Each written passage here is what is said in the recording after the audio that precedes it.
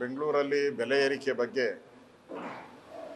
ದೊಡ್ಡ ಹೋರಾಟ ಮಾಡಬೇಕು ಅನ್ನೋ ತೀರ್ಮಾನವನ್ನು ಮೊನ್ನೆ ನಮ್ಮ ವಿಧಾನಸಭೆಯ ವಿರೋಧ ಪಕ್ಷದ ನಾಯಕರ ಆಫೀಸಲ್ಲಿ ಚರ್ಚೆ ಮಾಡಿ ತೀರ್ಮಾನ ಮಾಡಿದ್ದೀರಿ. ಈಗ ಅದಕ್ಕೆ ಅಂತಿಮ ರೂಪಗಳನ್ನು ಕೊಟ್ಟಿದ್ದೀರಿ. ಎಲ್ಲ ಝೋನಲ್ ಕಮಿಷನರ್ ಆಫೀಸ್ ಹತ್ರ ಸುಮಾರು 3 ದಿನಗಳ ಕಾಲ ಬೇರೆ ಬೇರೆ ಡೇಟಲ್ಲಿ ಒಂದು ಹೋರಾಟವನ್ನು ನಾವು ಮಾಡ್ತೀವಿ. 3 ದಿನಗಳ ಕಾಲ. ಒಂದು ಹಾಲಿನ ಬೆಲೆ ಏರಿಕೆ ಬಗ್ಗೆ, ವಿದ್ಯುತ್ ಬೆಲೆ ಏರಿಕೆ ಬಗ್ಗೆ, ಮತ್ತು tax, property tax, garbage cess ಮತ್ತು ಪಾರ್ಕಿಂಗ್ ಶುಲ್ಕ. ಬೆಂಗಳೂರಿಗೆ ಭರಪೂರ ಟ್ಯಾಕ್ಸ್ಗಳು, ಭರಪೂರ ಭರವಸೆಗಳಲ್ಲ, ಭರಪೂರ ಅನುದಾನಗಳಲ್ಲ. ಈ ಕಾಂಗ್ರೆಸ್ ಬಂದ ಮೇಲೆ ಭರಪೂರ ಟ್ಯಾಕ್ಸ್ಗಳ ಹೊರೆಯನ್ನು ಬೆಂಗಳೂರು ಜನತೆ ಮೇಲೆ ಹಾಕಿದ್ದಾರೆ.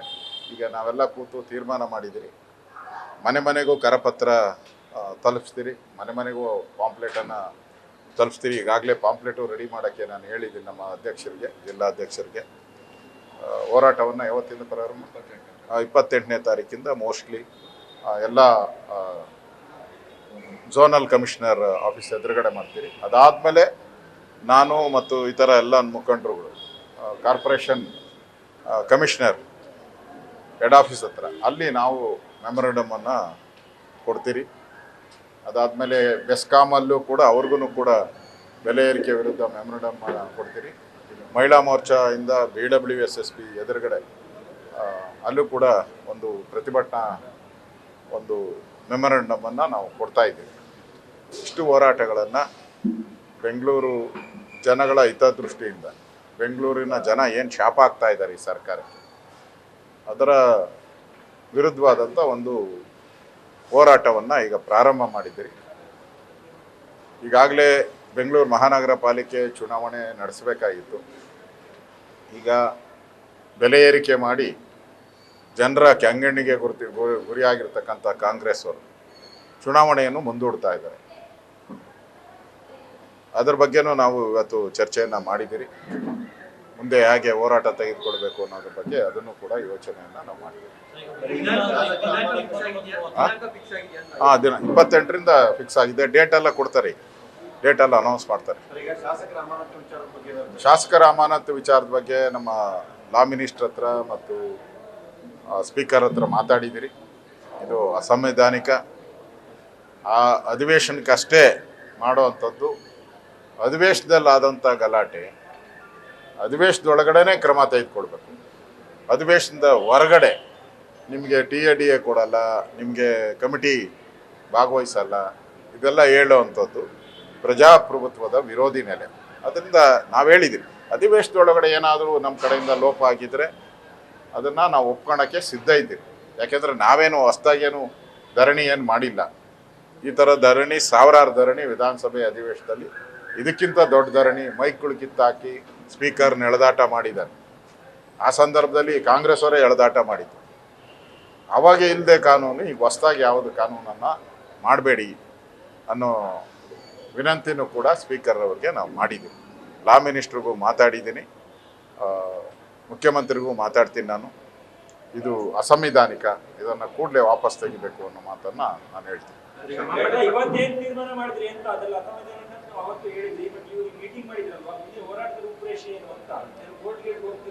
ಅದಕ್ಕೆ ಈಗ ಮಾತಾಡಿದ್ದೀರಿ 3 ಜನ ಹತ್ರ. ಅವರು ನಾವು ಕೂತು ಮಾತಾಡ್ತೀನಿ ಅಂತ ಹೇಳಿದ್ದಾರೆ.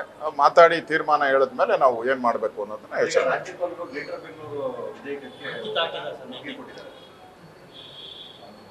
ಅದು ಕಾನೂನು ಪ್ರಕಾರ ನಾವು ಹೋರಾಟವನ್ನು ಮಾಡ್ತೀವಿ.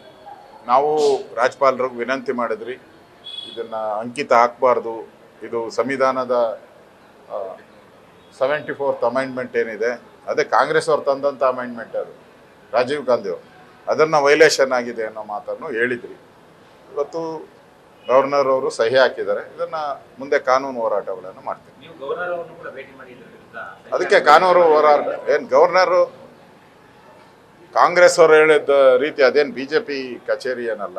ಕಾಂಗ್ರೆಸ್ ಅವ್ರು ಹೇಳ್ತಾರೆ ಸೈನ್ ಹಾಕಿದ್ರೆ ಅದು ಜನರಲ್ಲು, ಸೈನ್ ಹಾಕಿಲ್ಲ ಅಂದರೆ ಅದು BJP ಕಚೇರಿ. ಅದು ಮಾಮೂಲಿ ಈ ಕಾಂಗ್ರೆಸ್ ಅವರ ಒಂದು ಕುತಂತ್ರ ಅದು. ಕಾಶ್ಮೀರಿ ಘಟನೆ ಆದ ನಂತರ ಇನ್ನೂ ಕೂಡ ಕಾಂಗ್ರೆಸ್ ಅವರು ಸೆಕ್ಯೂರಿಟಿ ಬೇಗೂರು ಭದ್ರತಾ ಬೇಗೂರು ಎಲ್ಲವೂ ಕೂಡ ಹೇಳ್ತಾ ಇದ್ದಾರೆ. ಇದನ್ನು ಕೂಡ ರಾಜಕಾರಣಕ್ಕೆ ನೋಡಿ, ಕಾಂಗ್ರೆಸ್ ಅವ್ರಿಗೆ ಏನಾನ ಗೌರವ ಇದ್ದೇ ದೇಶದ ಬಗ್ಗೆ. ಸೆಕ್ಯೂರಿಟಿ ಕೊಡುವಂಥದ್ದು ದೇಶದ ಮಿಲಿಟರಿ ವ್ಯವಸ್ಥೆ, ದೇಶದ ಸೈನಿಕರು, ನಮ್ಮ ಗಡಿಯನ್ನು ಕಾಯ್ತಾ ಇರುವಂಥ ಸೈನಿಕರು, ನಮ್ಮ ಪ್ರಾಣ ರಕ್ಷಣೆ ಮಾಡ್ತಾ ಇರುವಂಥ ಸೈನಿಕರು, ಅವ್ರ ಬಗ್ಗೆನೇ ಅನುಮಾನ ವ್ಯಕ್ತ ಮಾಡಿದ್ರೆ ನೀವು ಯಾರ ಬಗ್ಗೆ ಒಳ್ಳೆ ನಂಬಿಕೆ ಇಟ್ಕೊಂಡಿದ್ದೀರ? ಹಂಗಾರೆ ಈ ದೇಶದಲ್ಲಿ ನಾವು ಸೈನಿಕರೇ ಪರಮೋಚ್ಚ ಅಂತ ಹೇಳುವಂಥವ್ರು, ಯೋಧರೇ ಪರಮೋಚ್ಚ ಅಂತ ನಾವು ಹೇಳುವಂಥವ್ರು. ಅವ್ರ ಬಗ್ಗೆನೇ ನೀವು ಬೆರಳು ತೋರಿಸಿ ನೀನು ಅಲ್ಲಿ ಸರಿಯಾಗಿ ಕಾವಲು ಕಾಯ್ದಿಲ್ಲ, ಈ ಥರದ್ದೆಲ್ಲ ಹೇಳಿದ್ರೆ ಸೈನಿಕರ ಮಾನಸಿಕ ಸ್ಥೈರ್ಯವನ್ನು ಕುಂದಿಸುವಂಥ ಕೆಲಸವನ್ನು ಕಾಂಗ್ರೆಸ್ ಅವರು ಮಾಡಬಾರ್ದು. ಇಡೀ ದೇಶ ಒಟ್ಟಾಗಿ ಈ ಘಟನೆಯನ್ನು ಖಂಡಿಸಬೇಕು ಮತ್ತು ಇದರ ಪಾಕಿಸ್ತಾನದ ವಿರುದ್ಧದ ಹೋರಾಟದಲ್ಲಿ ಎಲ್ಲರೂ ಕೂಡ ಭಾಗಿಯಾಗಬೇಕು. ಅದು ಬಿಟ್ಬಿಟ್ಟು ಈಗ ಅವರು ಹಿಂದೂ ಅಂತೇಳಿ ಹುಡುಕಿ ಹೊಡೆದಿದ್ದಾರೆ. ಅವರು ಇದನ್ನು ಬೇರೆ ಕಡೆ ಡೈವರ್ಟ್ ಮಾಡುವಂಥ ಕೆಲಸವನ್ನು ಕಾಂಗ್ರೆಸ್ ಅವರು ಮಾಡಬಾರ್ದು. ಅದು ಸೈನಿಕರ ಮೇಲೆ ಬೇಹುಗಾರಿಕೆ ಸರಿ ಇಲ್ಲ, ಸೈನಿಕರು ಯಾಕಿರಲಿಲ್ಲ ಅಲ್ಲಿ, ಈ ಥರದ್ದೆಲ್ಲ ಹೇಳುವಂಥದ್ದು ಸರಿ ಇಲ್ಲ. ನಾನು ಹಂಗೆ ಪ್ರಶ್ನೆ ಇವ್ರಿಗೆ ಮಾಡಿಬಿಟ್ರೆ ಇವ್ರ ಯೋಗ್ಯತೆ ಏನಾಗ್ತೈತೆ? ರಾಮೇಶ್ವರ ಕೆಫೆಯಲ್ಲಿ ಬಾಂಬ್ ಬ್ಲಾಸ್ಟ್ ಮಾಡೋದಲ್ಲ, ಅವಾಗ ಯಾರು ಫೇಲೂರು? ಕುಕ್ಕರ್ ಬಾಂಬು, ಮಂಗಳೂರಲ್ಲಿ ಕುಕ್ಕರ್ ಬಾಂಬು ತೊಗೊಂಡೋಗಿ ಬ್ಲಾಸ್ಟ್ ಮಾಡೋಕ್ಕೆ ಹೋಗಿದ್ನಲ್ಲ, ಅದು ಯಾರು ಫೇಲೂರು? ರಾಜ್ಯದಲ್ಲಿ ನಡೀತಾ ಇದೆ ಅಲ್ಲ ಅತ್ಯಾಚಾರ ಘಟನೆಗಳು, ಮಂತ್ರಿ ಮೇಲೇ ಅತ್ಯಾಚಾರ, ಮಂತ್ರಿಗಳು ಎಲ್ಲ ಮಂತ್ರಿಗಳ ಮೇಲೇನೂ ಕಾವಲು ಇರಬೇಕಲ್ಲ ನಿಮ್ಮ ಮಂತ್ರಿಮಂಡಲದ. ಅಟ್ಲೀಸ್ಟ್ ನೀನು ಬೇರೆಯವ್ರನ್ನ ರಕ್ಷಣೆ ಮಾಡೋದು ಬೇಡ. ಸಿದ್ದರಾಮಯ್ಯನವರು ಅವ್ರ ಮಂತ್ರಿಗಳನ್ನೂ ರಕ್ಷಣೆ ಮಾಡೋಕ್ಕಾಗಲಿಲ್ಲ, ಅವ್ರ ಮೇಲೆ ಸರಿಯಾಗಿ ಕಾವಲು ಕಾಯೋಕ್ಕಾಗಿಲ್ಲ. ಅಂಥದ್ದೋಗಿ ದೇಶದ ಸೈನಿಕರ ಮೇಲೆ ಹೇಳುವಂಥದ್ದು ಈ ಕಾಂಗ್ರೆಸ್ ಪಾರ್ಟಿಯವ್ರಿಗೆ ಯಾಕೆ ಈ ಚಟ ಅಂಟಿದೆ ಅನ್ನೋದು ನನಗೂ ಅರ್ಥ ಆಗ್ತಾ ಇದೆ.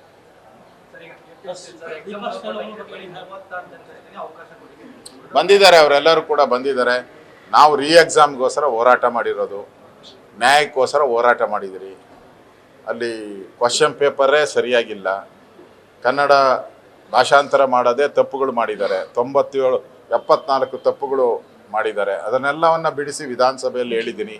ಮುಖ್ಯಮಂತ್ರಿನೂ ಹೇಳಿದರು ನಾನು ಓಪನ್ ಮೈಂಡಲ್ಲಿದ್ದೀನಿ, ನಾನು ಎಕ್ಸಾಮ್ ಮಾಡೋದಂತ. ಈಗ ಕೋರ್ಟ್ ಆದೇಶ ಬಂದಿದೆ, ಅದನ್ನು ನಂಗೆ ಕಾಪಿ ಸಿಕ್ಕಿಲ್ಲ, ಪರಿಶೀಲನೆ ಮಾಡಿ ಮುಂದೆ ಹೇಗೆ ಹೋರಾಟ ಮಾಡಬೇಕು ಅಂತ ಯೋಚನೆಯನ್ನು ಮಾಡ್ತೀನಿ.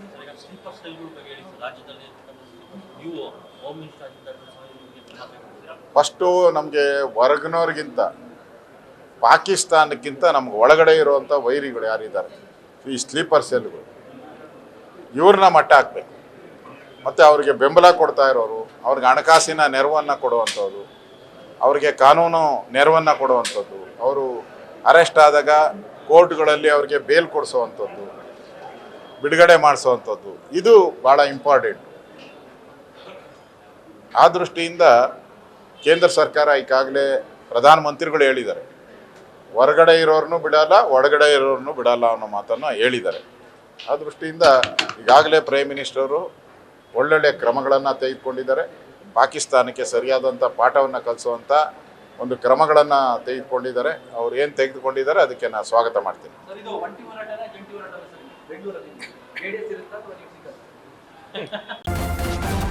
ನ್ಯೂಸ್ ಫಸ್ಟ್, ನಿರ್ಭೀತಿಯಿಂದ ನಿಮ್ಮ ಪರವಾಗಿ.